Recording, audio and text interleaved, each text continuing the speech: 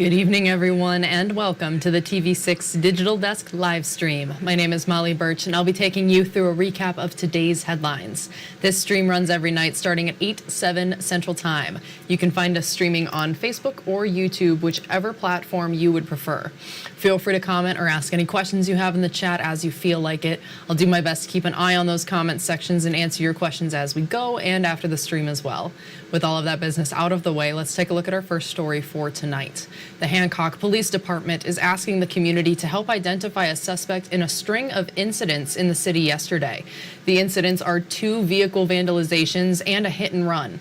All 3 are suspected to be politically motivated. In all 3, the suspect was driving an ATV four-wheeler. The hit and run was at a residence on Anthony Street at roughly 5:45 in the afternoon. An 80-year-old resident was setting up Donald Trump support signs in his yard.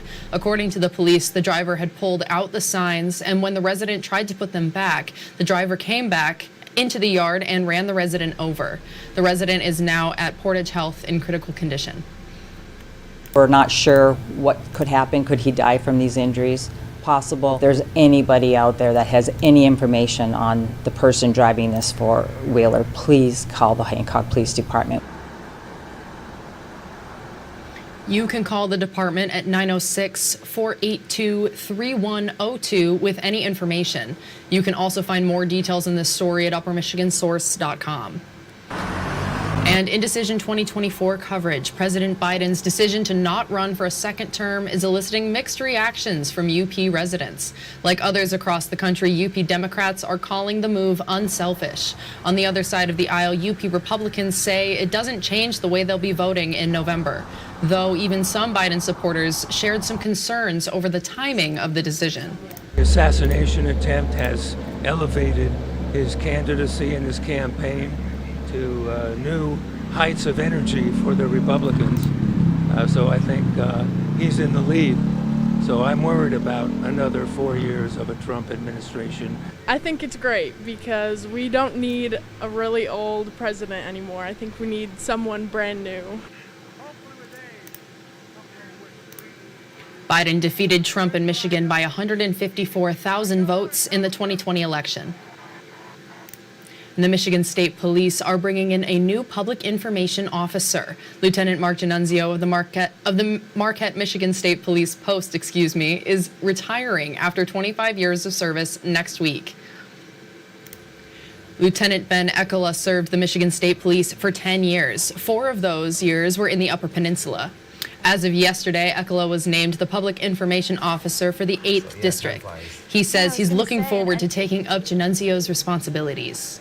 Excited to highlight the work that the men and women of the Michigan State Police here in the 8th District, but also statewide, do on a daily basis. You know, they're out there handling the emergencies, being proactive in the community. The website, I think, is Ekela says he wishes Giannunzio the best as he heads for retirement. Please sign up. It's saying that And Upper Michigan Public Schools are calling for bus driver applicants ahead of the upcoming school year. The Ishpeming Public Schools Transportation Director says there is a nationwide bus driver shortage. Ishpeming has 2 bus driver positions open. Marquette Area Public Schools has 1 full-time assistant mechanic and bus driver position open. Can really make a difference in a young person's life. You're the first person to see them in the morning and the last person to see them from the school district in the evening. They often provide a great resource for other professionals that are trying to keep track of the well-being of students. To apply to be a bus driver in Marquette County, go to uppermichigansource.com or the TV6 and Fox UP mobile news app. Michigan's nationally recognized student safety program, OK to Say, reports an increase in the number of tips it responded to in 2023. In its annual report, the program says it saw more than 9,600 tips last year. That's a 31% increase from the year before. The tips span 30 categories. The top 5 are bullying, suicide, drugs, sexual assault or misconduct, and threats. What it also shows to me is that the program is working. And I think that's really a great thing. As you know, when we see, the outcomes where, a student is able to get the help they need, that's really life-giving work. To To learn more about how local law enforcement work with the OK to Say program, visit uppermichigansource.com. And this week is an important week full of events for the Keweenaw Bay Indian Community. One such event was this morning, an annual cleanup along the shores of Keweenaw Bay. TV6's Houghton Hancock Bureau reporter Colin Jackson tells us more about this cleanup and why the tribe holds it.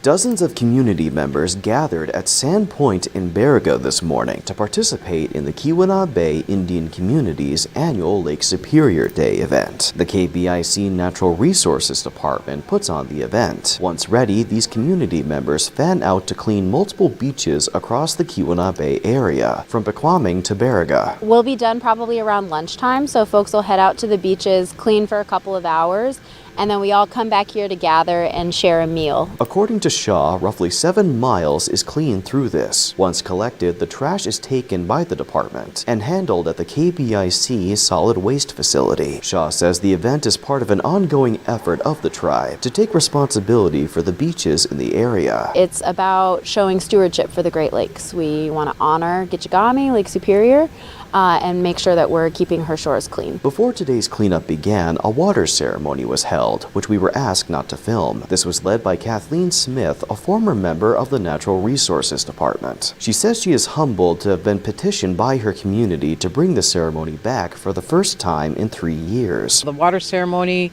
is a beautiful way of acknowledging Gitchigumi, so we do it through ceremony and prayer. It's a beautiful way of bringing community together as well, and the youth, to be able to see the work that we're doing for Gitchigumi and to keep her clean. The tribe will be holding another annual event on Wednesday, a water walk. Starting at 7 in the morning, Smith says all are invited to participate in the walk from Bequaming to Baraga. Colin Jackson, TV6 News, Baraga.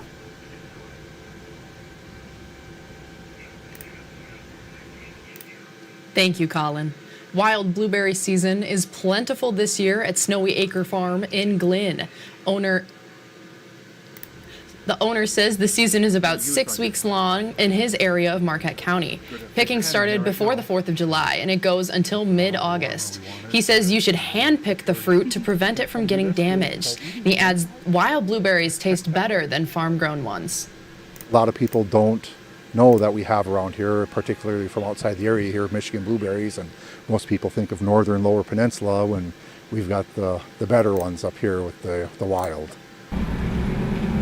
Blueberry season is just in time for Marquette's 25th annual Blueberry Festival. The event is Friday from 10 in the morning until 7 in the evening in downtown Marquette.